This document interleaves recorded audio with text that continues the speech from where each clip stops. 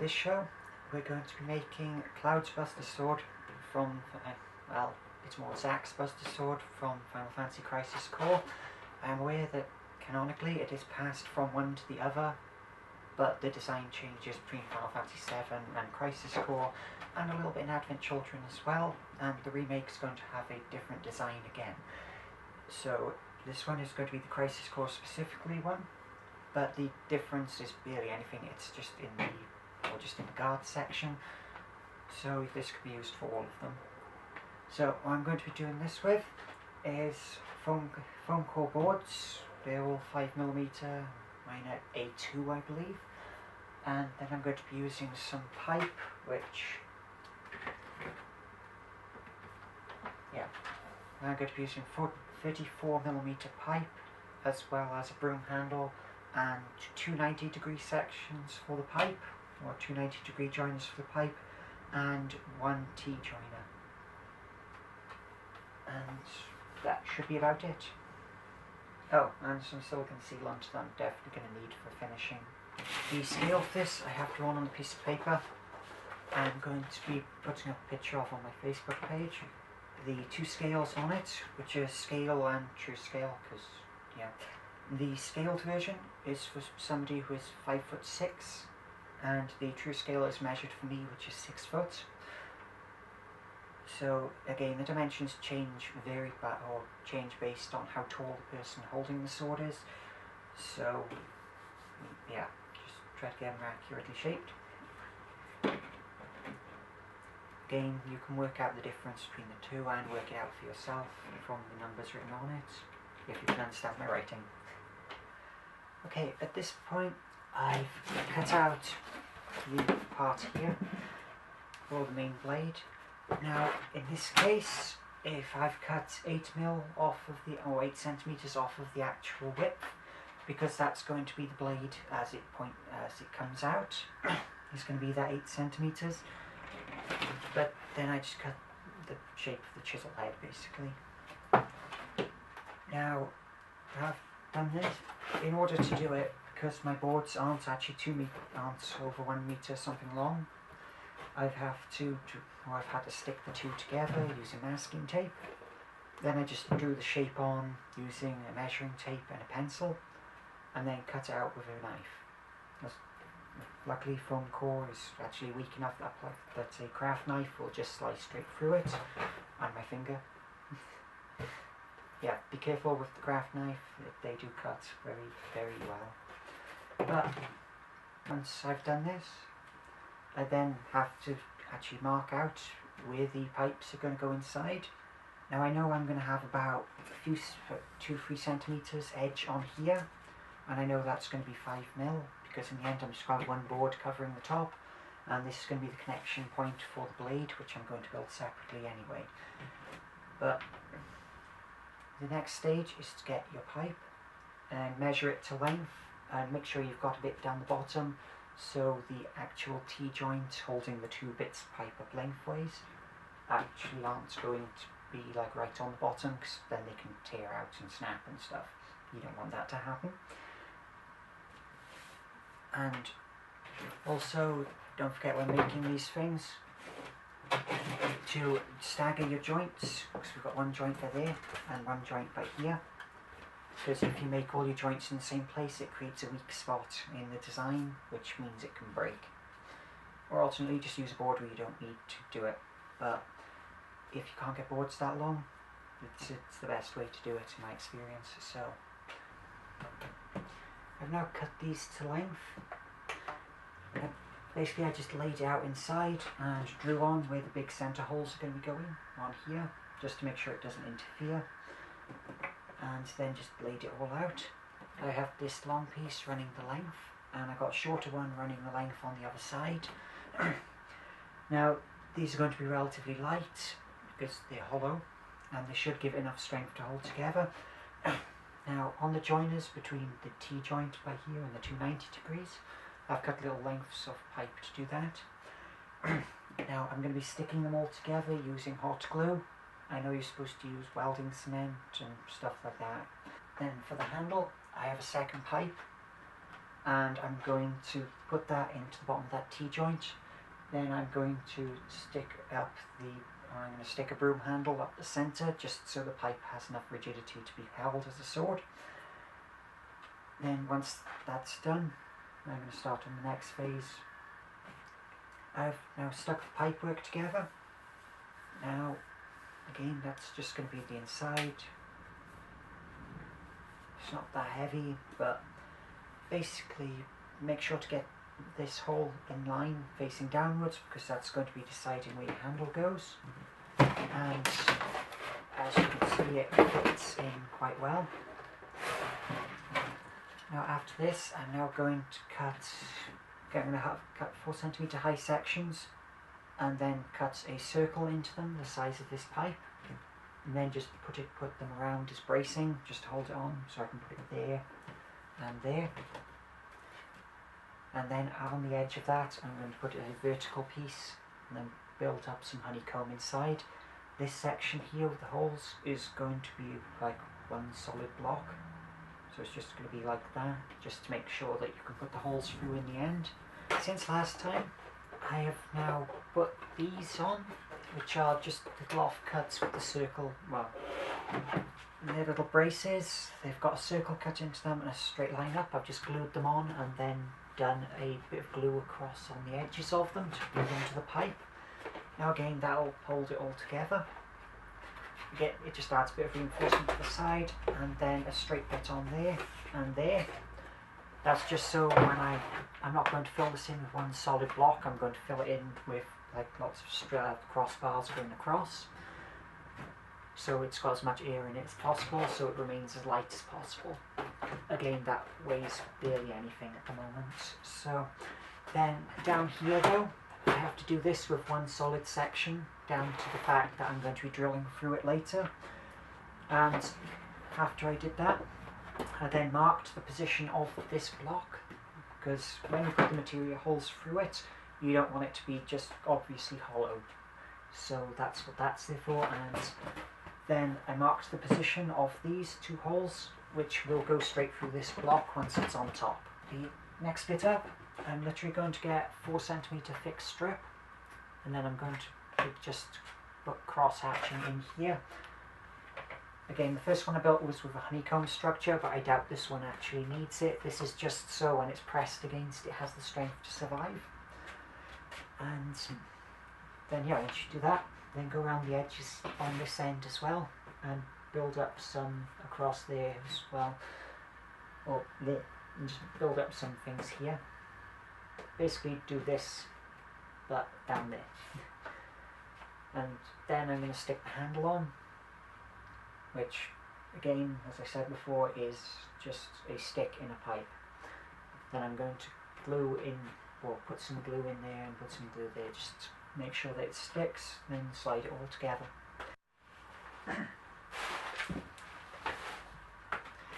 Right, at this point I have the inside done. This is just a bit of reinforcing to hold the distances between the pipes, and then I've gone down that side and just put one.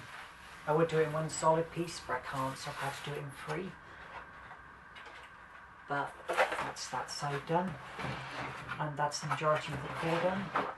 Now I've gone a solid bit across the bottom and cut a circle by there, which I then get this massively oversized pipe and put it into the hole where it's going to end up. Then I'm going to measure this off down to the correct length from this down to there. Again, I've got my measurements written down, and it's 40 centimeters down to here. Then I'm going to cut it off, stick it in, then I'm going to cut it off, then I'm going to get the bit of stick, or the broom handle, stick it up inside, and then measure that and cut as well. I'm now putting the edge together of the sword. Now, in this case, I'm just making it staggered and quite sharp angled. In the drawings that I've got, the bottom left is the drawing of the edge with the length, which is just an 11 centimeter, then a 9, then a 7, then a 5, because I've got a 3 centimeter indent in here, which is going to be covered up anyway, which is why the last one's 5, because then it goes in, steps in as 2. I basically have cut them all like this. I'm just going to stick them together so they all step up and then step down on the other side with one solid back, so it's actually got a blade on the front. And I'm going to do the same, but it's going to be graded back in distance, so it ends up as just a point by here, because that's the idea of it. Then after that, I'm going to stick it on, then stick the top on top, and then it's mostly done apart from the sanding and stuff like that for the base blade, and then everything beyond that is just detail. I have the sword all together, at least one half of it. It's got an edge to it now as well, and basically at this point I'm going to cover it over and put the second side on. Now this just finally to show there's a honeycomb inside. Well, it's not honeycomb, but it's just that type of thing inside, nothing big, just a bit of piping. At this point I've got it all stuck together. We've got the edge.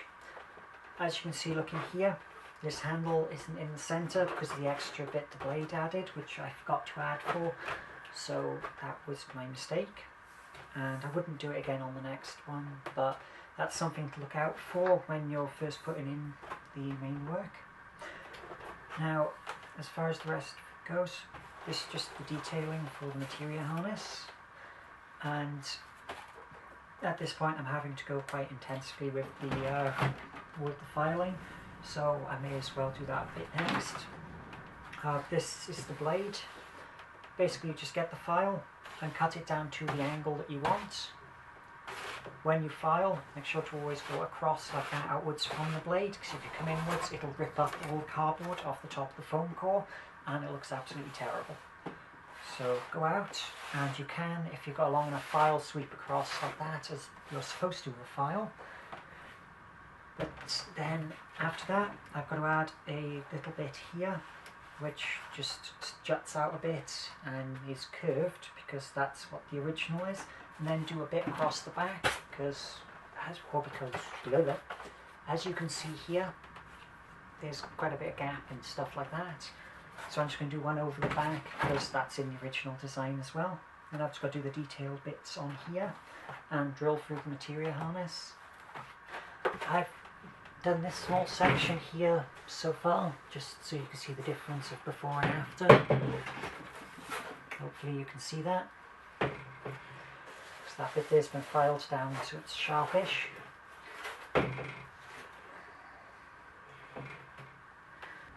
At this point I've done the detailing on the handle as such, or on the guard, and I put these 2 holes through. I did them with a hole saw on a drill and just went straight through, and basically what's been done since last time is a little bit of detailing. Now at this point all I need to do is some detailing on the blade and then just make it all smooth, which is the next phase. But the detailing on the blade, because it's relatively thin, and the thinnest foam core I have is 5mm thick, which is the thickness of this layer as well. I don't want to do that for little bits which are just supposed to be etched on, so I'm going to get some cardboard, which I think is about 1/2 mil to maximum of 1 from what I remember. Then I'm going to cut that to shape and stick it on the back of the blade and down on the front as well, and on the other side of the blade as well, so I can add in all the little bits of detailing. I've now hot glued the cardboard on, so you should now be able to see some detailing on the blade. Again, it may not look that much now, but when painted over it should come out a lot better. Of course there's some rough edges because the card didn't like being cut all that much, but now after that stage I'm now going to actually smooth off the blade using silicone sealant, which is this stuff. What I'm going to do is just apply it on and then use this, which is a wallpaper thing, a wallpaper smoother. And I'm just going to use that to make it smooth. I did used to use plaster for this, but pretty much local conventions banned plaster as a material to make stuff with, so I had to come up with something else. My Bustersword's come back from painting. Now, this is a different design to what went in because I painted the original and the handle was just too far off centre. So I may have torn apart the whole thing and rebuilt it in order to make it the shape it is now. Again, it was much too wide and the blade just wasn't good enough. So yes, I had to completely remake it. It's the same crafting technique, but I reduced the weight on this one a little by using little triangles of foam core and single sheets instead of doing it layered. Again, that took about 500 grams off it, but again, if you can handle the weight of this thing, it's not that bad. Okay, painting it, I did the entire base in silver. Then after that I went over all of these top bits with grey and masked off the bits I wanted to remain silver. Then just masked off all the bits that I wanted to remain dark grey and then sprayed the handle gold, and that leads to it being this far. The handle I did paint a little bit, but that's just because I was painting at the time. I got a bit carried away.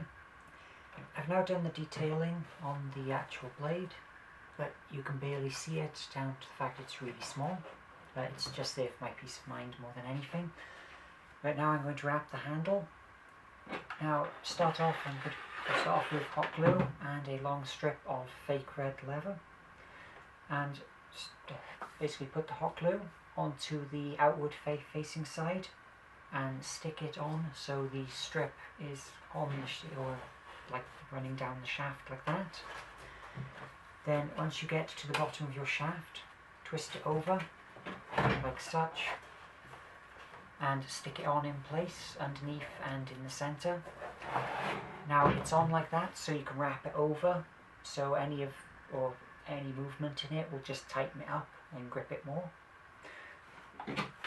So in this case, just put some glue in there and fold it over so you end up going at 90 degrees across the blade, and then work your way up, spiralling up the handle. I have a second strip just in case the first isn't long enough. I'm hoping it is. And then once you're done, every few turns stick it onto the handle as well, just to make sure it remains stuck. You don't want it falling off or anything. Then you just do that all the way up, and then find something to put on the end of the pommel. I've now wrapped the handle, as you can see, and now on the pommel is the top off of a mixing bottle. Again, I've rubbed all of the... Okay, the pommel is the top off of a mixing bottle, I think they're called, and a cocktail shaker. Yeah. I don't drink, so I have very little knowledge of those things. So this is just that. I've sanded it down to take all of the little bits of detail and stuff that was stuck on the end off. You know, all the measurements and stuff, because we don't want shot measurements on a sword. Drinks and swords, bad mix. Then I just stuck that over the end, covering up the end of the wrap as well, and then glued around, put a load of glue on top, stuck it on, then glued around the edges as well, and then just painted it silver. That paint's still wet, so I'm not going to be touching it. And after that, a finished Bustersword. Now, it's not heavy. That's one hand. I weighed it before it went into painting. It's about 1.5 kilos. If it's over 1.6 at the moment, I'd be surprised. So, there you go. One Bustersword. Good luck if you try it.